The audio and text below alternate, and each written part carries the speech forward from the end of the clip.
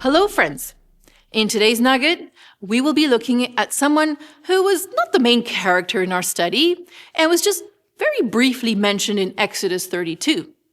I'm talking about Joshua, who is simply described as Moses' aide who went up on the mountain with him, but at some point stayed further down the mountain than Moses. I want to know what happened to Joshua, because the next time we hear about him is when they're coming down from Mount Sinai.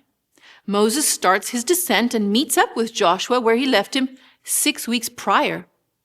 And they both hear the racket coming from the camp, and Joshua thinks they are at war.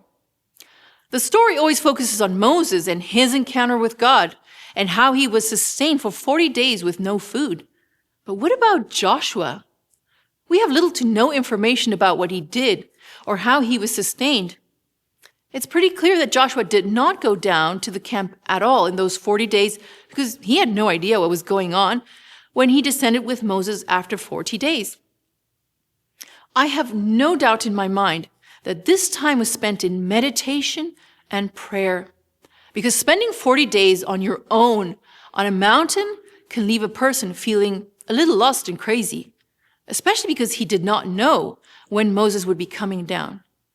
But evidently, through faith in God and in God's leading, Joshua stayed in a situation that was very uncertain. In Patriarchs and Prophets, Joshua is described as courageous, resolute, and persevering, prompt, incorruptible, unmindful of selfish interests in his care for those committed to his charge, and above all, inspired by a living faith in God. Such was the character of the man divinely chosen to conduct the armies of Israel in their entrance upon the promised land. During the sojourn in the wilderness, he had acted as prime minister to Moses, and by his quiet, unpretending fidelity, his steadfastness when others wavered, his firmness to maintain the truth in the midst of danger, he had given evidence of his fitness to succeed Moses, even before he was called to the position by the voice of God. Now, that kind of character is not developed overnight, and that kind of faith is developed through hardship.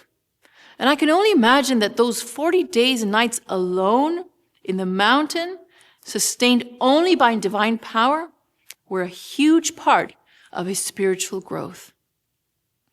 And with that, we come to the end of our nugget. Thank you for studying with me this week. And don't forget to join your local Sabbath school on Sabbath to deepen the study of God's Word. God bless.